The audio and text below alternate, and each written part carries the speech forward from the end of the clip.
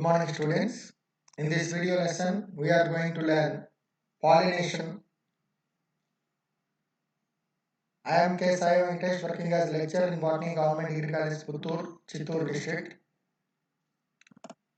The main learning objectives of the lesson: definition of pollination, types of pollination, adaptations for self-pollination, adaptations for cross-pollination, agents of cross-pollination.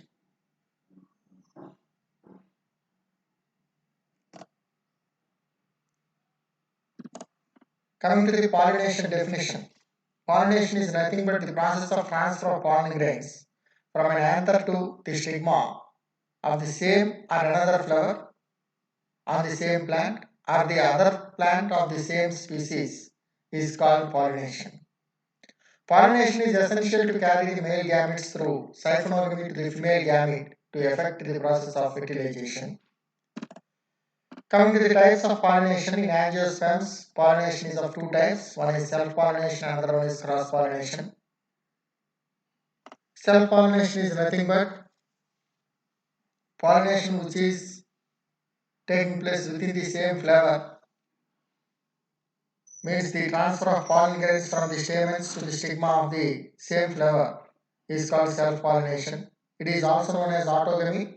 This type of pollination is possibly seen in bisexual flowers. Coming to the cross-pollination.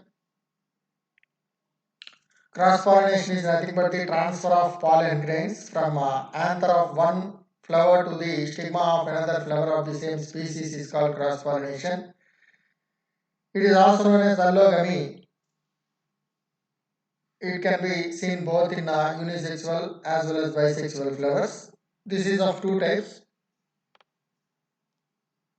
One is geitonogamy and second one is genogamy. Coming to geitonogamy, it is nothing but the transfer of pollen grains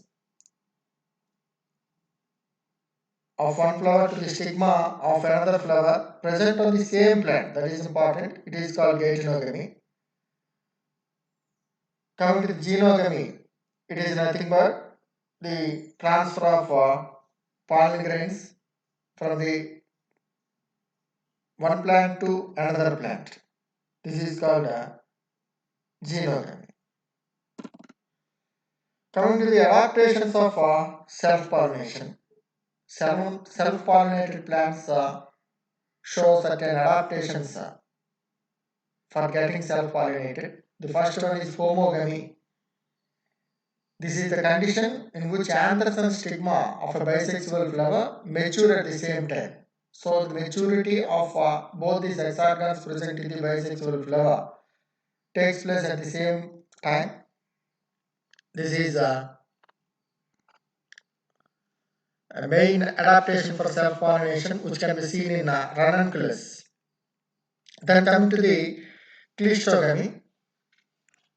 Cleistogamy means the flowers that never open should go for self-pollination. So pollination that is taking place within the closed flowers are said to be cleistogamy. This is seen in Commelina bengaliensis. Coming to the adaptations for cross-pollination. The first one is dicliny or unisexuality. Second one is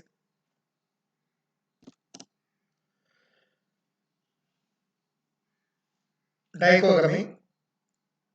Third one is hercogamy. Fourth one is heterostyly. Next one is self-incompatibility.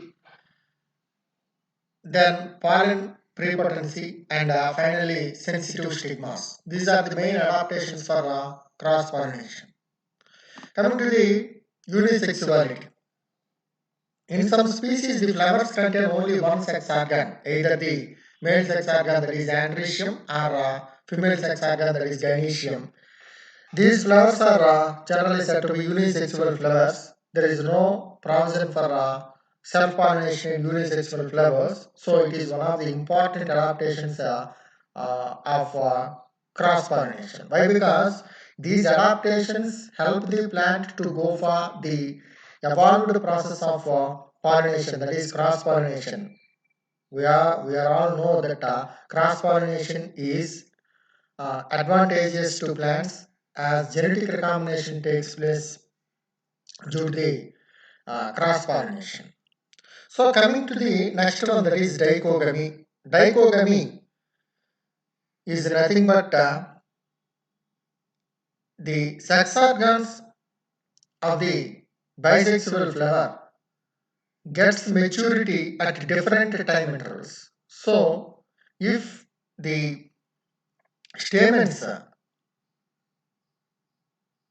are getting maturity prior to the gynoecium, then it is said to be protandry, that is seen in Helianthus, Clerodendron, Gossypium like plants. And if gynoecium matures earlier than the stamens in a bisexual flower, then it is said to be protogyny. It is present in Solanum.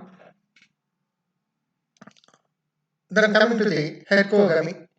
In heterogamy, the arrangement of male and female reproductive organs at different levels or heights in a bisexual flower can be seen. This is well observed in Gloriosa superba. And the same thing we can observe in Tridax and Hibiscus species also. Then coming to the heterostyly, hetero means different, styly means styles are at different heights uh, in a species in a flower in the flowers of the same species. So we can observe two different flowers with reference to the heights of the styles. It is said to be heterostyly. If two different flowers are seen, then it is said to be diheterostyly. And if three different heights of styles are seen, then it is said to be triheterostyly. So this type of adaptation, heterostyly, can be seen in the families like Primulaceae, Oxalidaceae, Polygonaceae, Plumbaginaceae, Rubiaceae, etc.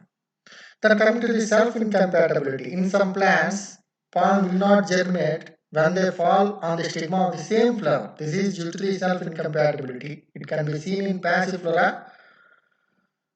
This self-incompatibility is of two types. One is GSI, another one is SSI, gametophytic self-incompatibility and sporophytic self-incompatibility.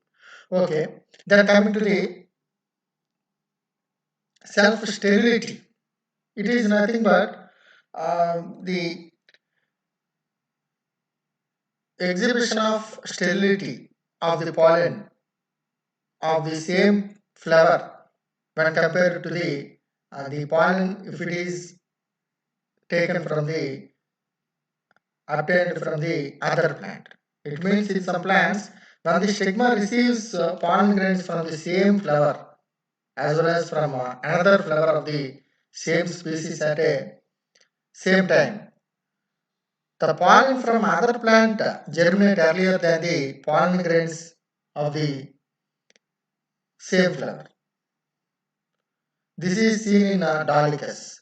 It is also one of the important adaptations for cross pollination. Then coming to the last one, that is sensitive stigmas. In some flowers like Martinia and Mimulus, the stigmas and stigmatic lobes are sensitive to touch. In these flowers, when cross pollination occurs, these stigmatic lobes come closer and prevent self pollination. So, self pollination is prohibited due to cross pollination in case of sensitive stigmas. This is the plant showing heterogamy. This is the flower of Gloriosa superba, where you can see the location of the stamens and the gynoecium at different levels or different locations. This is heterostyly, where you can see different heights of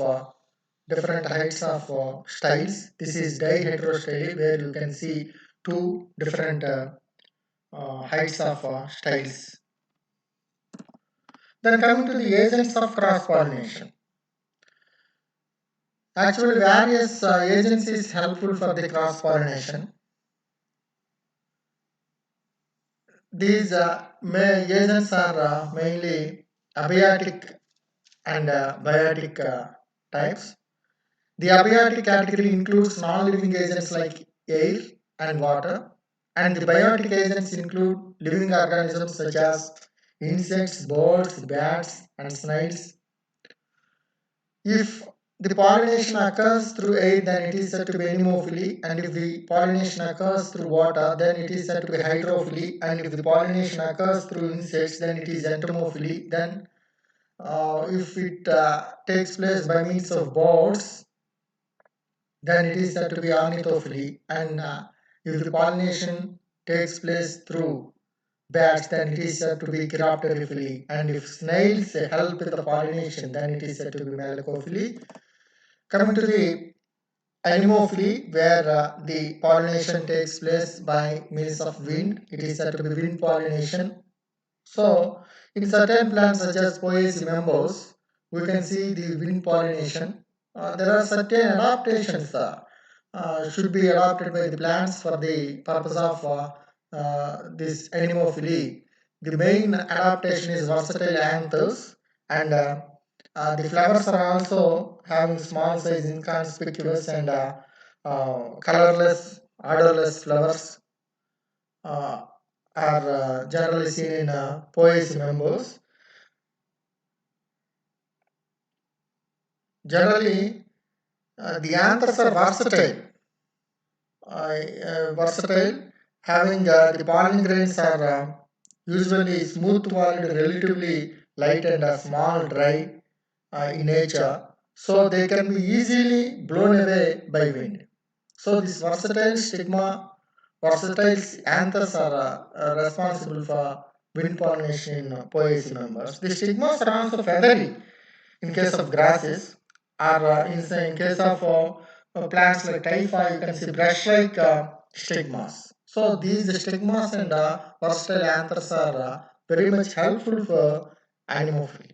Then coming to hydrophily, this is of two types. One is epihydrophily, and another one is hypohydrophily. In epihydrophily, the pollination takes place on the surface of water. The male flowers generally detached from the plant after maturity, and they will float on the surface, and these female flowers will get in contact with male flowers just by extending the spring-like structure, and after pollination process, this spring will grab the female flower into the water. So the pollination takes place on the surface of the water, so it is said to be epihydrophily. Then coming to hypohydrophily, which can be seen in Geostera, the overall process of pollination takes place within the water, below the surface of the water. So it is said to be hypohydrophily. This can be seen in Ceratophyllum and Najas also. And coming to the next one, that is entomophily, in which insects are the main agents for the pollination. And these insects will be attracted by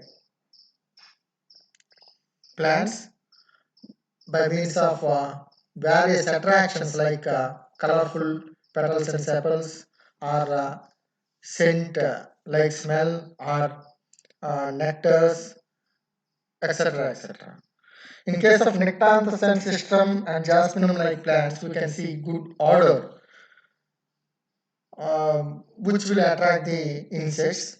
And in case of orchids and hyacinthus, we can see nectariferous flowers which will produce nectar for the purpose of attracting insects. And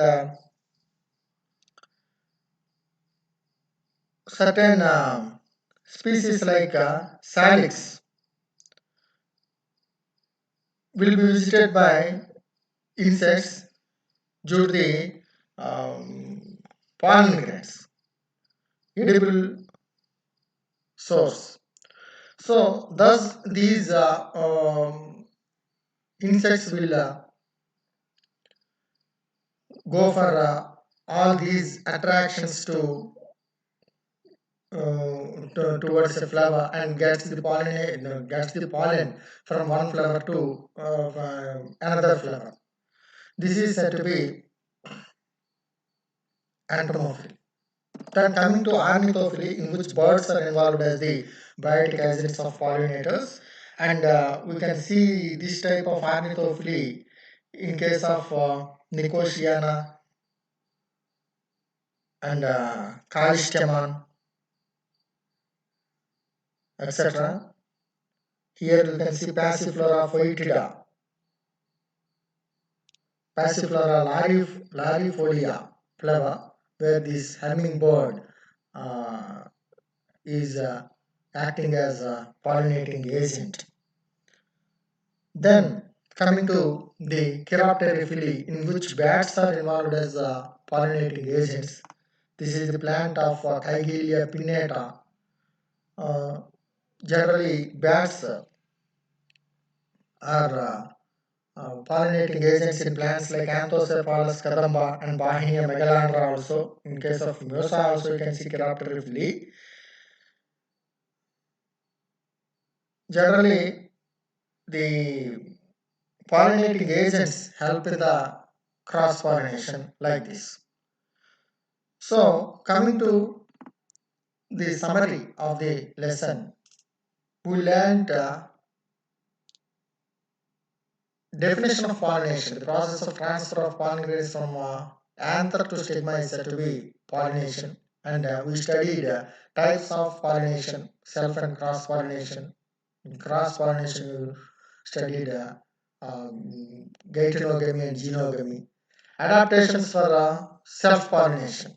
In, uh, in the adaptations of self pollination, we studied so many adaptations shown by plants, and we studied adaptations for cross pollination, and we studied different agents of cross pollination like abiotic and biotic agents. Thank you.